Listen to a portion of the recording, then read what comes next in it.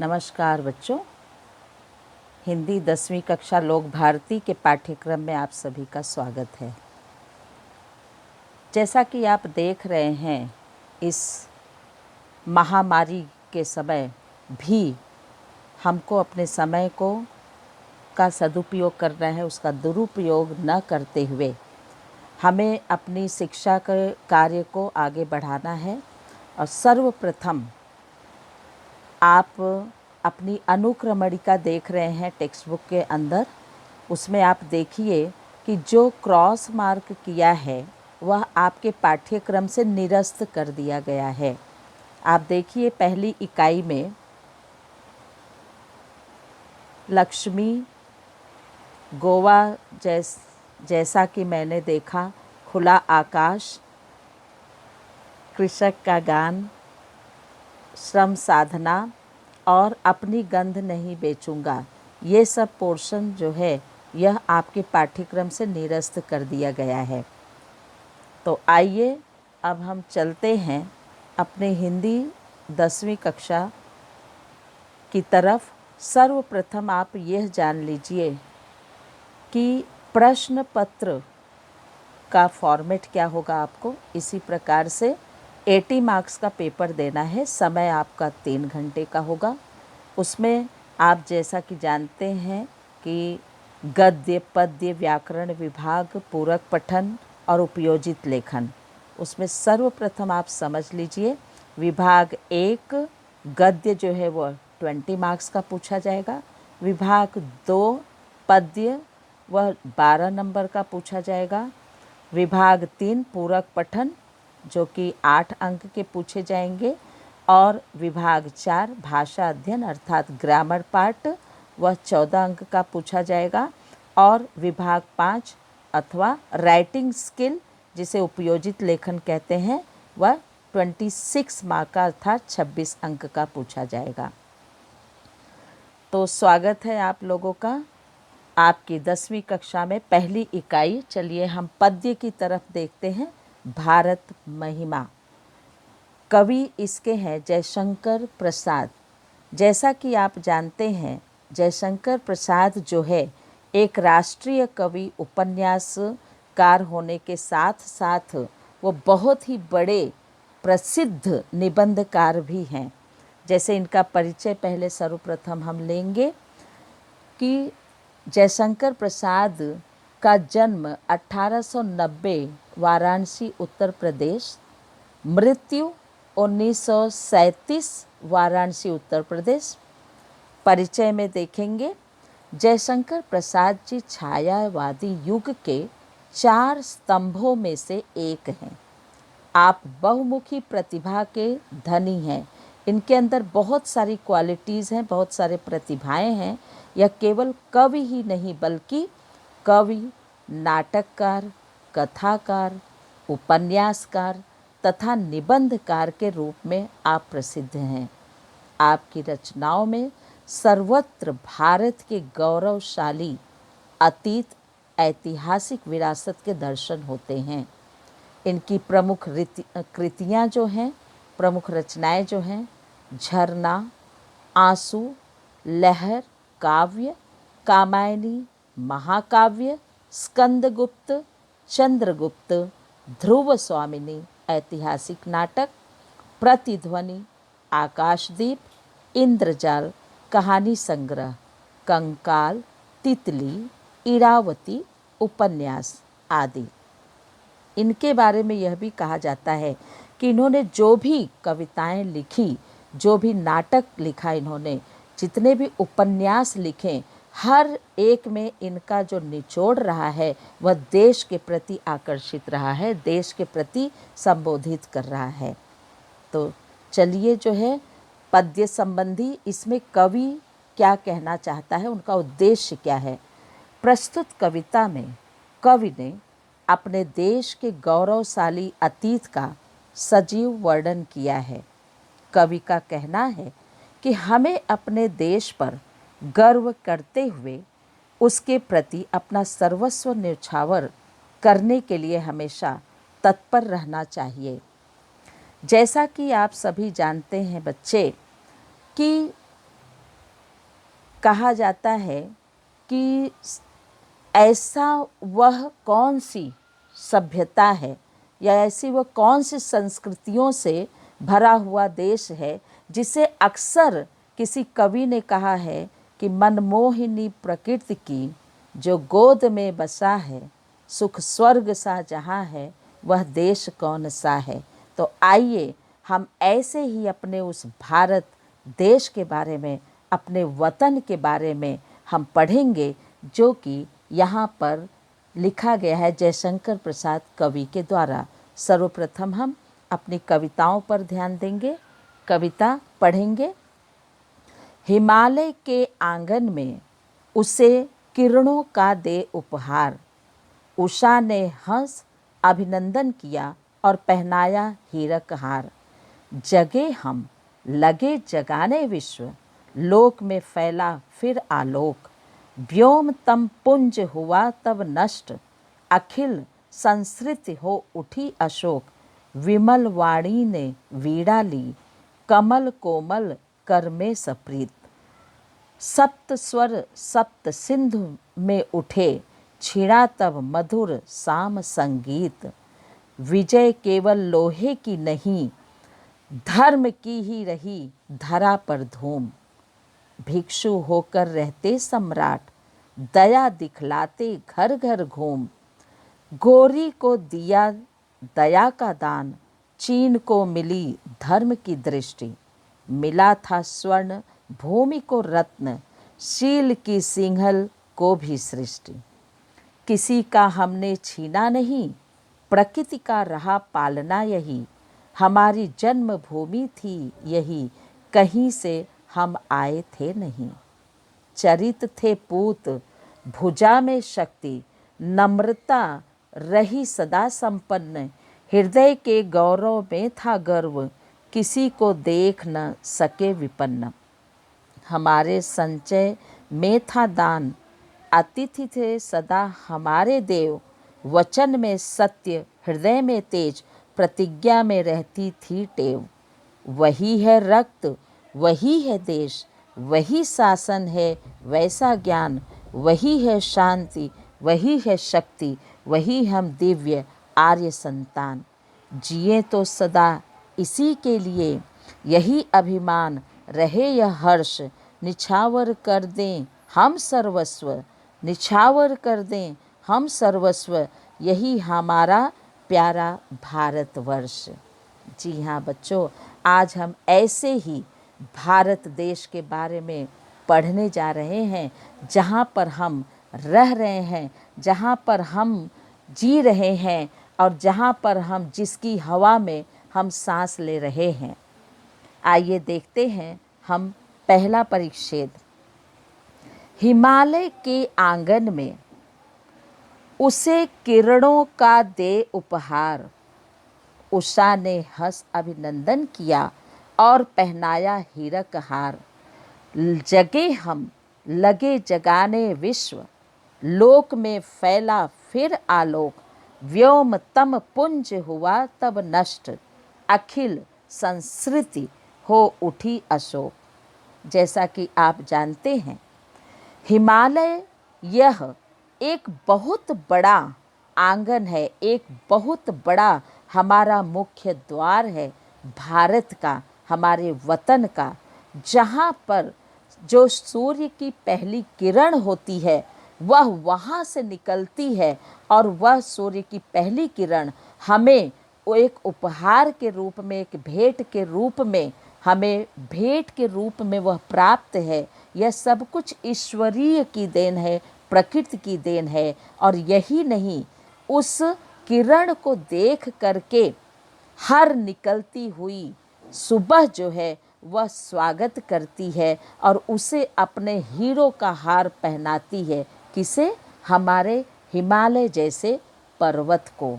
जब भी हम देखते हैं तो जब सूर्य की किरणें निकलती है तो हमें ऐसे लगता है कि वह सूर्य की किरण नहीं बल्कि एक रेशम का तार जो है वह जगमगा रहा है, अपनी उज्जवल प्रकाश से लोगों को सुशोभित कर रहा है।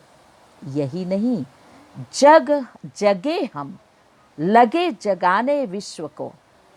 हम तो जगे ही जागरूक हुए और हम अपने विश्व को लगे जगाने। यही नहीं कि सबसे पहला जो है लोक में फैला फिर आलोक।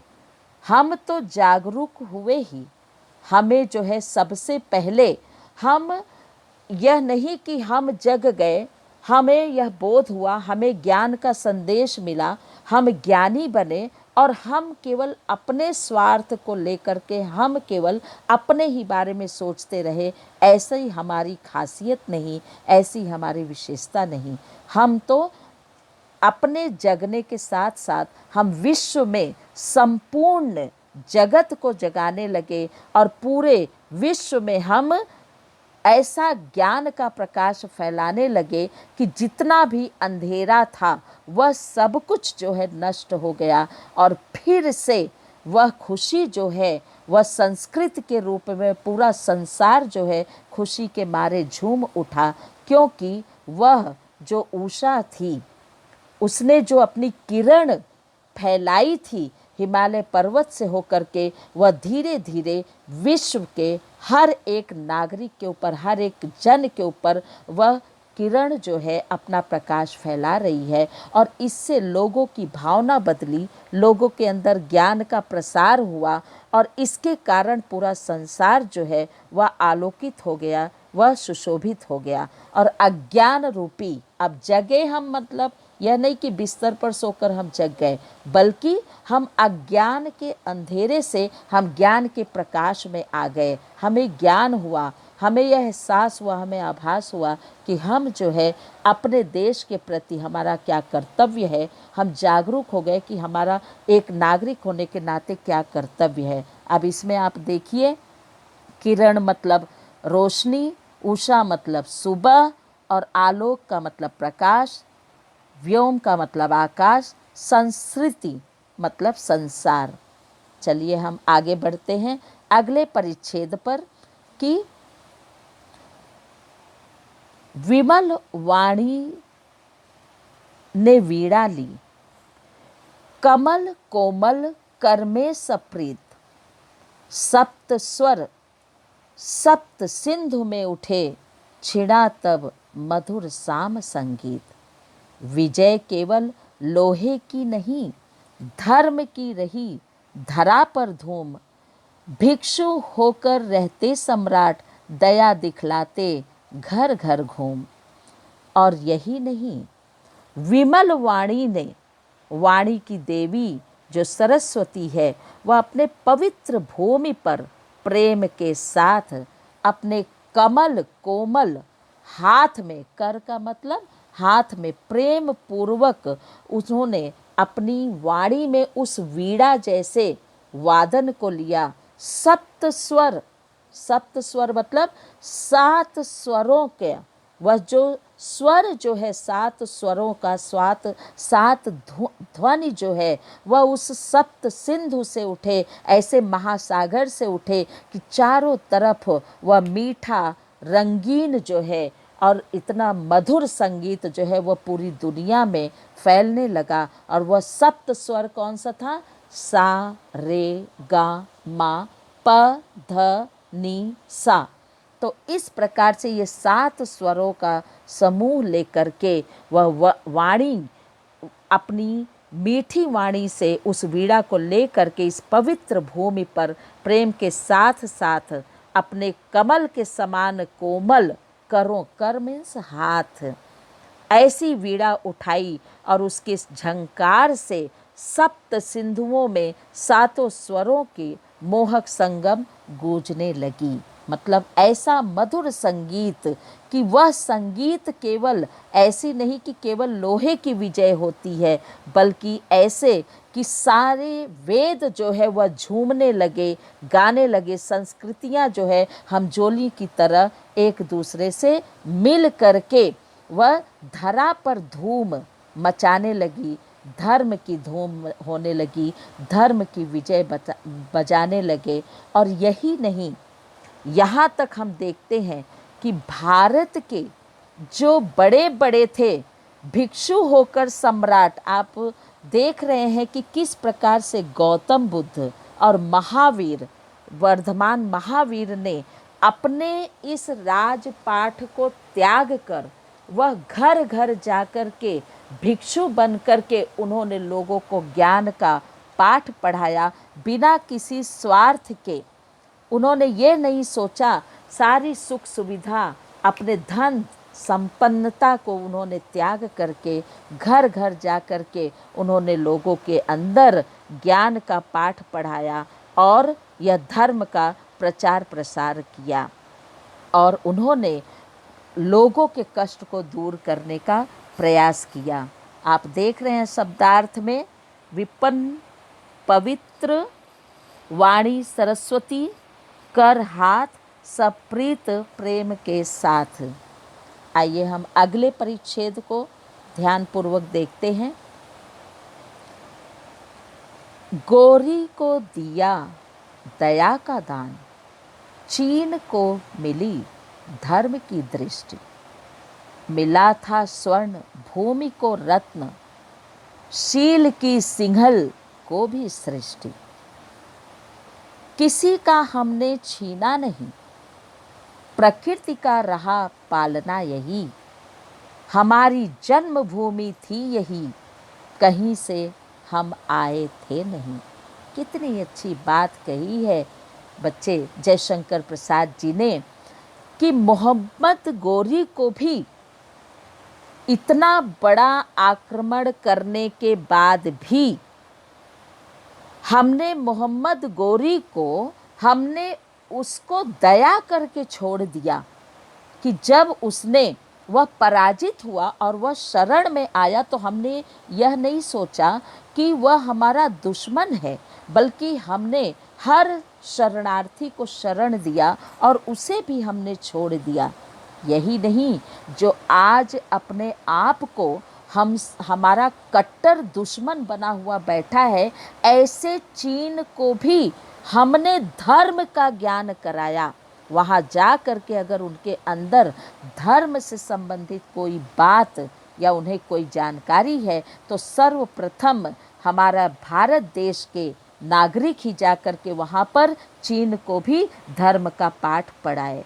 और यही नहीं, हमारे भूमि रत्न को ऐसे ऐसे महान शक्ति वाले मिले थे, ऐसे ऐसे महावीर मिले थे जिसे हम कहते हैं, जैसे बौद्ध धर्म का प्रचार करने के लिए भारत के महान सम्राट अशोक ने अपने पुत्र और पुत्री, उनके पुत्र कौन थे सम्राट अशोक के? महेंद्र, और उनकी पुत्री संघमित्रा को बौद्ध धर्म के प्रचार के लिए चीन और स्वर्ण भूमि अर्थात जावा और सिंहल मतलब श्रीलंका भेजा। सोचिए, ऐसे सम्राट अशोक ने अपनी महानता का परिचय बड़े ही सुंदर ढंग से दिया है। कवि जयशंकर प्रसाद जी कहते हैं कि जावा और श्रीलंका के लोगों को पंचशील, मतलब ये जो 5 क्वालिटी है, कौन कौन सा पंचशील में आया? अहिंसा, अस्तेय, अपरिग्रह, सत्य, ब्रह्मचर्य, इन सभी का पाठ हम लोग जो है जा करके वहाँ पर ऐसे देशों में हमने धर्म का प्रचार प्रसार किया। भारतवासियों ने कभी किसी की, आप देख रहे हैं कि किसी का हमने छीना नहीं, प्रकृति का रहा पालना यही। हमारा नेचर ही रहा, हमारा स्वभाव ही यही रहा कि हमने कभी किसी का छीना नहीं। हमने अगर किसी को अगर हमने फूल नहीं दिया तो उनको जीवन में हमने कांटे भी नहीं बोए हैं। तो इसलिए हमने कभी किसी का लिया नहीं, बल्कि हमने देने का ही प्रयास किया। हमारी जन्मभूमि थी यही, क्योंकि हम इसी जन्म भूमि के वासी हैं और हम इसी धरती माँ के सपूत हैं। तो हम कहीं से विरले बनकर नहीं आए थे। तो हमारी जो संस्कृति है, हमारी जो सभ्यता है, वह हमसे अलग नहीं थी। हम कहीं से विरले बनकर के नहीं आए थे कि हम अपने जो हमारा जो बरकरार है, जो लगातार हमारा जो नियम है त्याग की भावना, देने की भावना, परोपकार की भावना, उसे हमने अपने अंदर से जाने नहीं दिया, बल्कि हमने उसको बरकरार रखा। तो जयशंकर प्रसाद जी कहते हैं कि हमने किसी का कभी भी लिया नहीं, छीना नहीं, बल्कि हमारा स्वभाव ही है कि हम सदैव जो है दूसरों के ऊपर दया दृष्टि डालते चले आ रहे हैं। आप देखिए शब्दार्थ, दया का मतलब करुणा, दृष्टि निगाह या नज़र, सृष्टि रचना करना, भूमि धरती या पृथ्वी। चलिए बच्चों, हम सब आगे के परिच्छेद पर चलते हैं। चरित में थे वो पूत, भुजा में शक्ति, नम्रता रही सदा संपन्न, हृदय के गौरव में था गर्व, किसी को देख न सके विपन्न, हमारे संचय में था दान, अतिथि थे सदा हमारे देव, वचन में सत्य, हृदय में तेज, प्रतिज्ञा में रहती थी टेव। जैसा कि आप सभी जानते हैं, हम सभी आधुनिक युग में चल रहे हैं। आधुनिक युग में अगर हम देखें, आज के युग में हमें अपना घर चलाना इंसान को मुश्किल हो गया है, लेकिन हमारे देश की ये खासियत नहीं है, ये विशेषता नहीं है, बल्कि क्या है कि हम भारत के लोग सदा जो है चरित्रवान रहे हैं। सदियों से उनके भुजाओं में शक्ति, भरपूर शक्ति रही है। उनके चरित्रवान थे, मतलब उनका चरित्र जो है, चरित्र मीन्स चरित्र, पूत मीन्स पवित्र। यहाँ पे पूत का मतलब पुत्र मत समझना, सपूत मत समझना, यहाँ पे पूत का मतलब पवित्र। उनके चरित्र जो है हर समय पवित्र रहते थे। कभी किसी के प्रति गलत निगाह से देखना नहीं, कभी किसी के प्रति किसी प्रकार की शिकायत न करना, कभी किसी के प्रति किसी प्रकार की जलन या ईर्ष्या की भावना न रखना। मन में कोई भेदभाव नहीं था।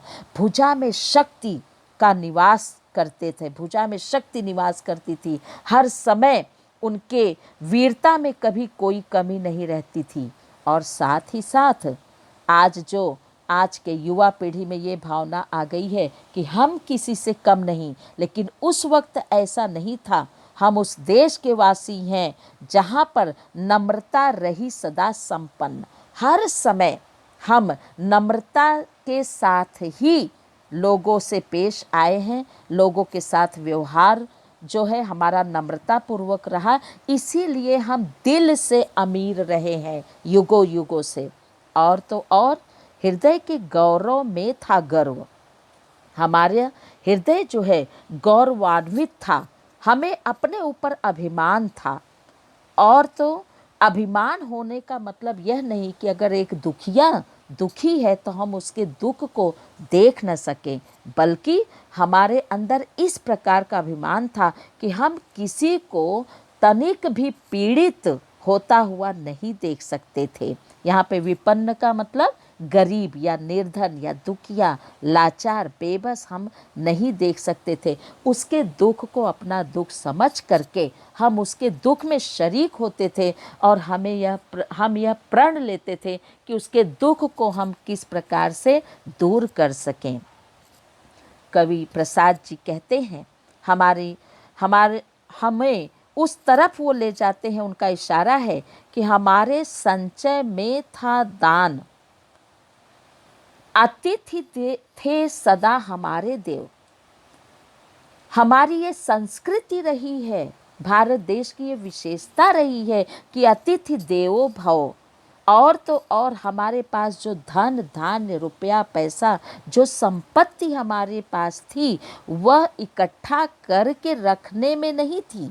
हमने भलाई इसमें समझा था कि वह जो संपत्ति हमारे पास आई है, इकट्ठा हुई है, उसको हम दान करें, क्योंकि कर भला तो हो भला, वाली बात वाली सिद्धांत ये सदियों सदियों से था। हम उस देश के वासी हैं जहाँ पे हमारे वचन में सत्यता थी कि प्राण जाए पर वचन न जाए। तो अगर हमने एक बार कह दिया तो सत्य कहना है, और वह सत्य पर अमल करने के लिए हमें जो भी जितना भी हमें कर किसी भी हद को पार कर जाना पड़ता तो हम उस हद को पार कर जाते। लेकिन अगर वचन हमने दे दिया है, हमने अपनी वाणी दे दी है, हमने उनसे प्रण ले लिया है, तो उसको हमें परिणाम तक पहुंचाना ही था। हमारे हृदय में हर समय तेज था, हमारे अंदर जो है, उन भारतवासियों के अंदर हर समय जो है किसी भी प्रकार का आलस्य नहीं रहता, हर समय कर्मशील बने रहने की भावना, कि हर समय कर्तव्य को प्रधान मानते हुए, कर्तव्यता को प्रधानता देते हुए हमारे हृदय में हर समय तेजस्वी रूप से तेज प्रकाश में रहता था, कि हर समय हम कर्म को करने के प्रति इच्छुक रहते थे।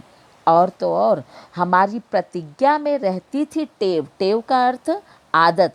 हमारी आदत थी कि जो हम प्रण लेते थे उसे तह तक पहुँचाते ही थे, उसको परिणाम देते ही थे, उसे पूरा करके ही दम लेते थे। और इस प्रकार से हम उस देश के वासी हैं कि जहाँ पर रग रग में हमारे भारत भूमि की कण कण जो है वह निवास करती है, और उस देश के लिए हम कुछ भी कर गुजर जाने की तमन्ना अपने अंदर रखते हैं। आइए हम अगले परिच्छेद के ऊपर चलते हैं। वही है रक्त, वही है देश, वही साहस है, वैसा ज्ञान, वही है शांति, वही है शक्ति, वही हम दिव्य आर्य संतान। कितनी मीठी बात कही है कि सरफरोशी की तमन्ना अब हमारे दिल में है, देखना है जोर कितना बाजुए कातिल में है। जी हाँ बच्चों, हम वही हैं, वही देश है, वही हिम्मत है, वैसा ही ज्ञान है।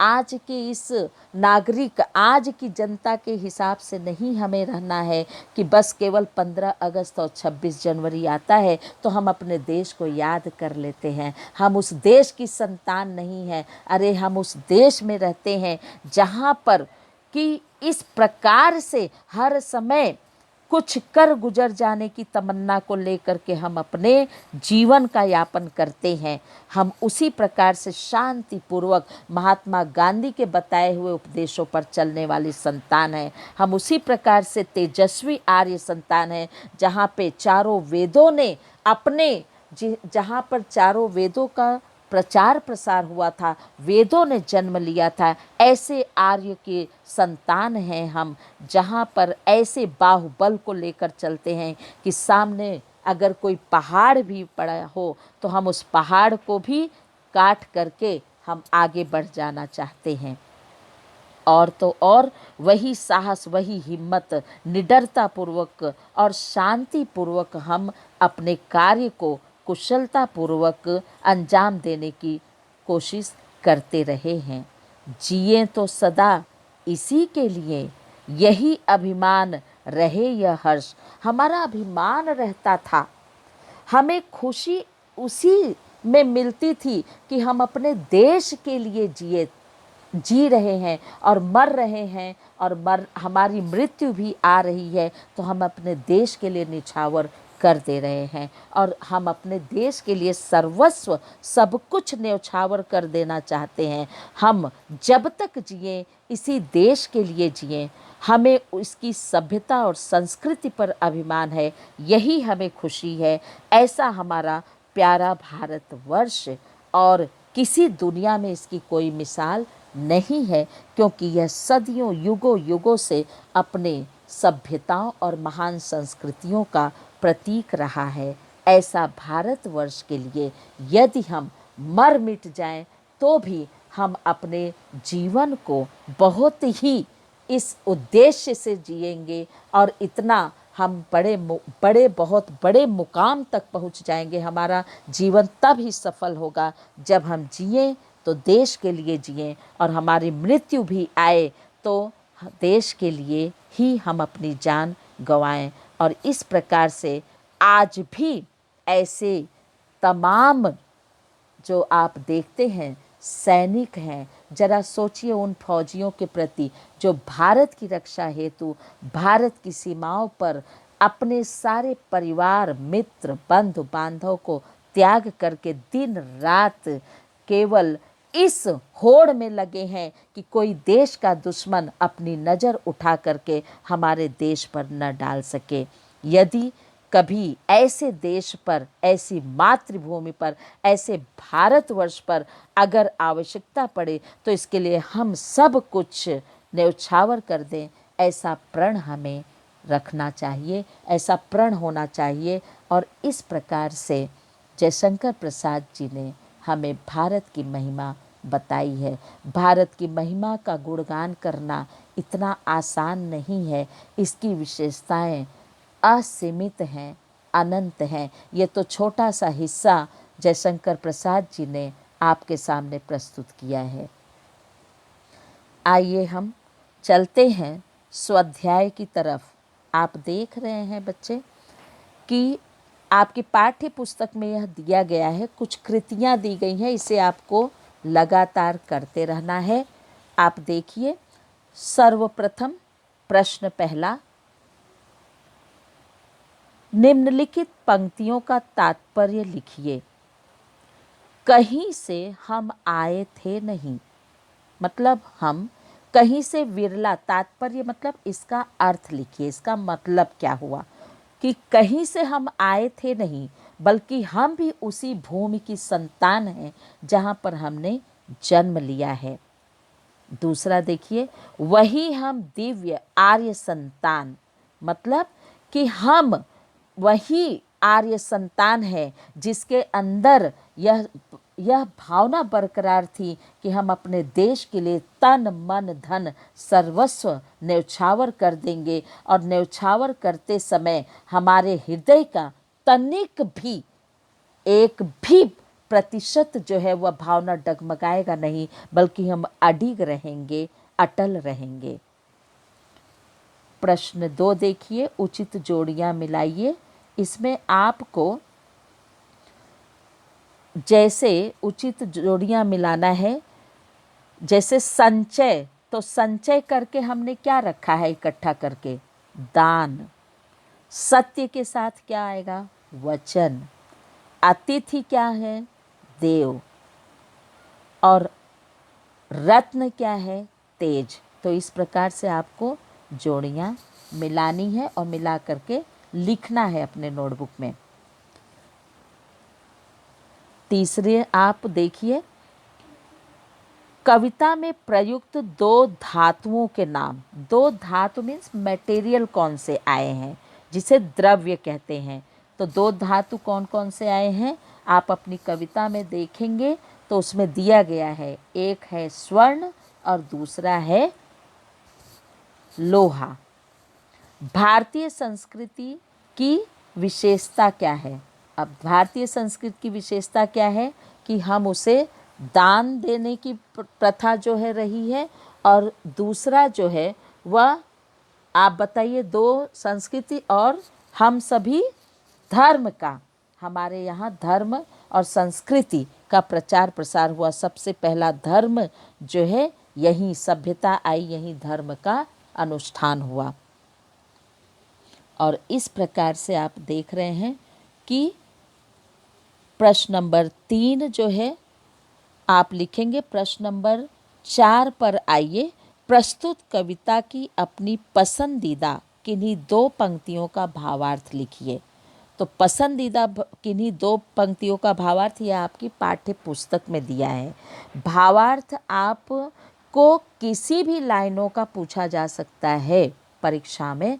तो परीक्षा की दृष्टि से जिस प्रकार से हमने परिच्छेद के अनुसार पढ़ाया है, कविता के भावार्थ को स्पष्ट किया है, उसके अनुसार आप जो है, आपका गृह कार्य यह है कि कविता की सभी पंक्तियों का भावार्थ सरल हिंदी में लिखिए। ध्यान रखिए कि पद्य विभाग में आपको स्वमत के अर्थात सेल्फ रिस्पॉन्स के प्रश्न नहीं पूछे जाएंगे, आपको भावार्थ ही लिखना होगा और शब्द युग्म पूछे जाएंगे जो कि लिंग वचन इस प्रकार से पूछे जाएंगे। ठीक है।